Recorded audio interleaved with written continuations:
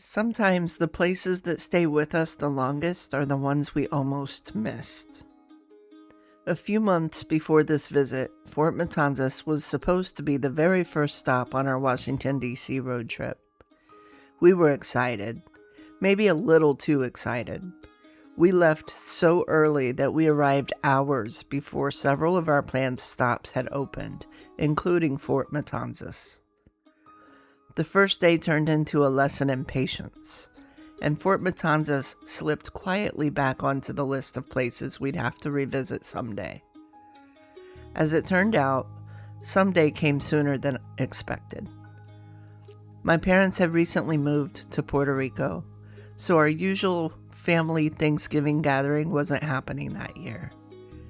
Instead of sitting at home, my son and I decided to spend Thanksgiving Day exploring some of the Florida sites we had missed during that earlier trip.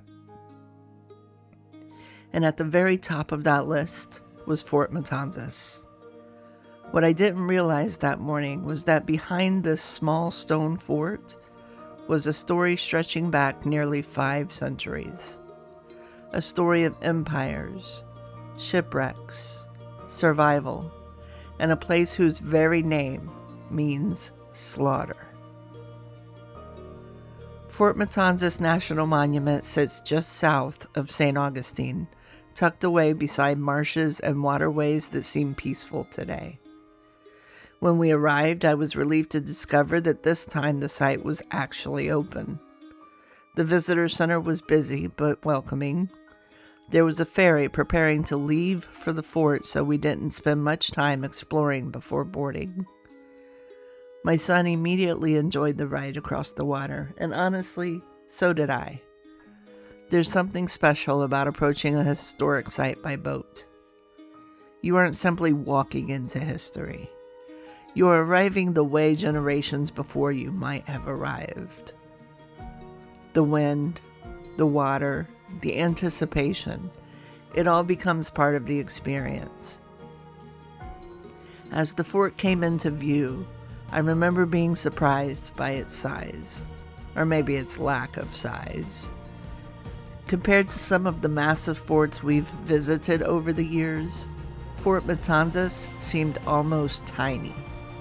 But appearances can be deceiving, because this little fort once protected an entire city.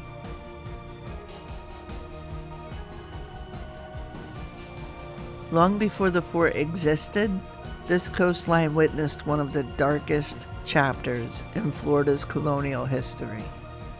In 1565, Spain and France were competing for control of Florida. The French had established Fort Caroline near present-day Jacksonville, and Spain viewed the settlement as both a political threat and a religious one. King Philip II considered the French Protestants occupying the area to be dangerous intruders on Spanish territory. The man sent to deal with the situation was Pedro Menéndez de Avilés, founder of St. Augustine. Then, nature intervened. A hurricane scattered and wrecked much of the French fleet along Florida's coast. With the French vulnerable, Menéndez seized the opportunity. He captured Fort Caroline and then turned his attention to groups of French survivors stranded south of St. Augustine. At an inlet along this coast, those survivors surrendered. They were ferried across in small groups.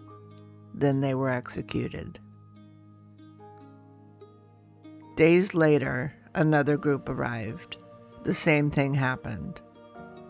Nearly 250 men lost their lives here.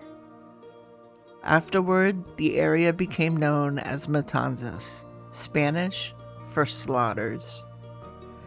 Standing there centuries later, surrounded by sunshine, water, and seabirds, it was difficult to imagine the violence that had once unfolded on those same shores.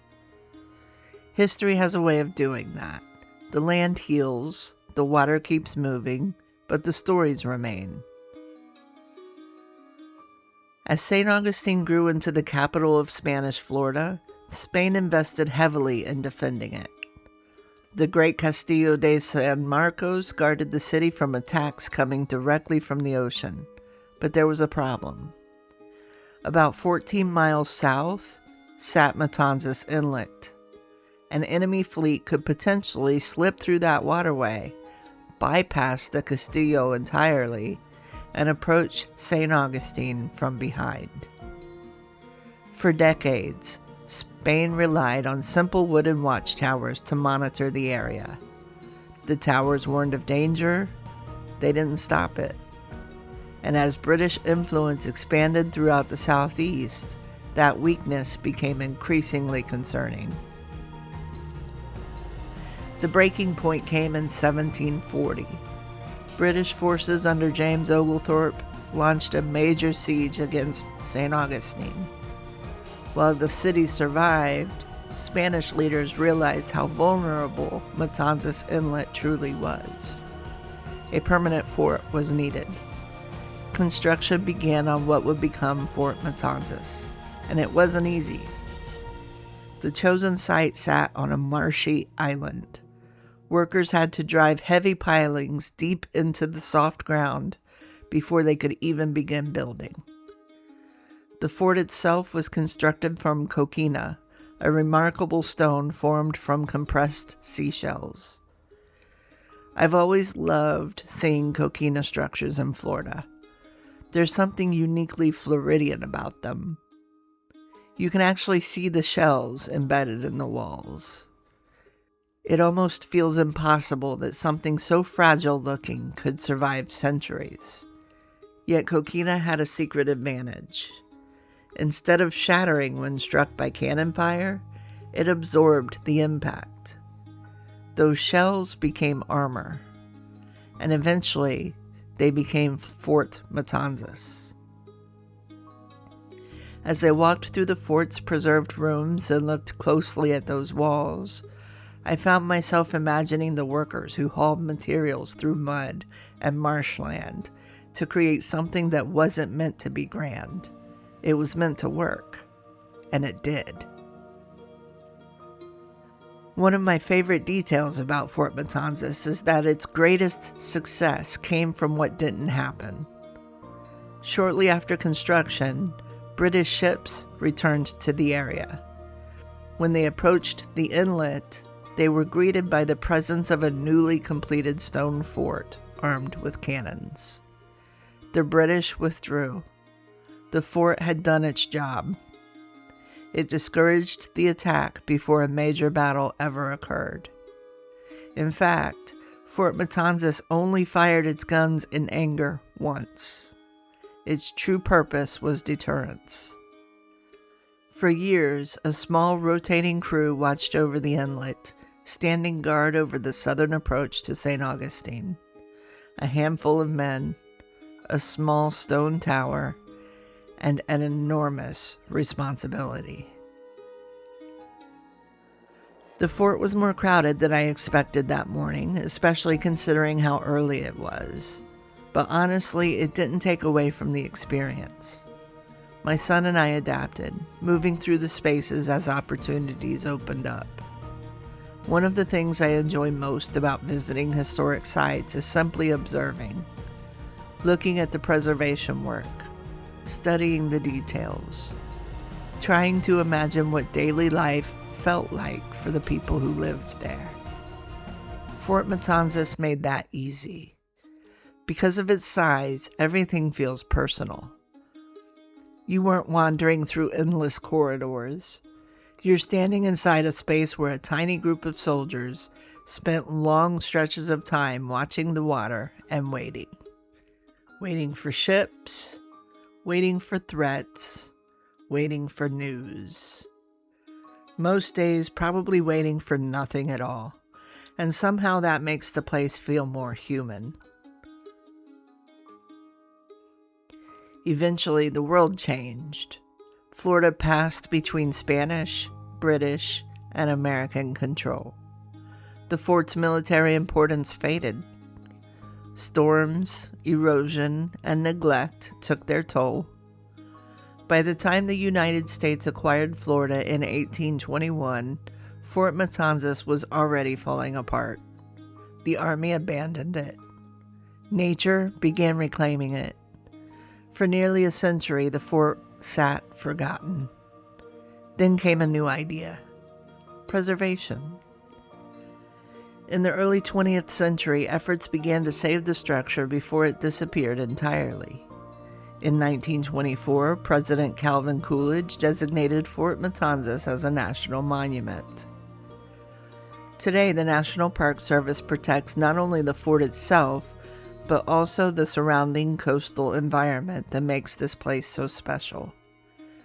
And that's something I always appreciate about the National Park Service sites. They're not just preserving buildings, they're preserving stories. When most people think about Florida history, they think of beaches, theme parks, or maybe St. Augustine itself.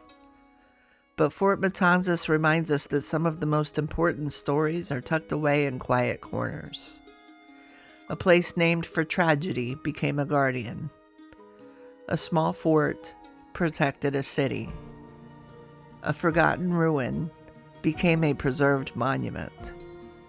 And on a Thanksgiving morning that could have easily been spent at home, my son and I found ourselves standing inside that story, listening to the wind, watching the water, tracing our fingers across walls built from ancient shells.